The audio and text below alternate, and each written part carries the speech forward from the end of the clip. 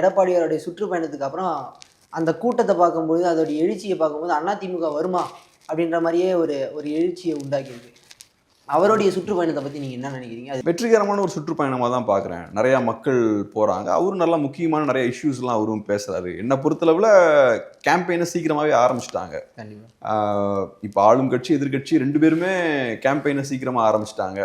ஆளும் கட்சியை பொறுத்தளவில் அவங்களோட கேம்பெயினில் பெரிய விஷயம் இருக்காது எப்போவுமே. ஏன்னா அவங்க அரசோட சாதனைகள் பற்றி பேசுவாங்க, இருக்கக்கூடிய பிரச்சனைகளெல்லாம் மறைச்சிடுவாங்க, அதெல்லாம் பெருசாக பேச மாட்டாங்க. ஆனால் எதிர்கட்சிகள் கையில் எடுக்கக்கூடிய அந்த கேம்பெயின் இருக்குல்ல, அதுக்கு சில முக்கியத்துவம் உண்டு. அதிகாரத்தில் இருக்கவங்க என்ன தவறு பண்ணுறாங்க, ஆட்சியில் என்ன சிக்கல்கள்லாம் இருக்குது, நிர்வாகத்தில் என்ன சிக்கல்கள்லாம் இருக்குது அப்படின்ற விஷயத்தை எதிர்கட்சிகள் தான் பேசுவாங்க. ஸோ அந்த வகையில் இபிஎஸ் அவர்கள் சீக்கிரமாகவே இந்த கேம்பெயினை ஸ்டார்ட் பண்ணி என்னென்ன பிரச்சனைகள் இருக்குன்றதை அவர் பேசுறது நல்ல விஷயம்தான். கஸ்டோடியல் டெத்தாக இருக்கலாம், லா அண்ட் ஆர்டர் இஷ்யூவாக இருக்கலாம், வேற நிறைய சிக்கல்கள்லாம் பற்றி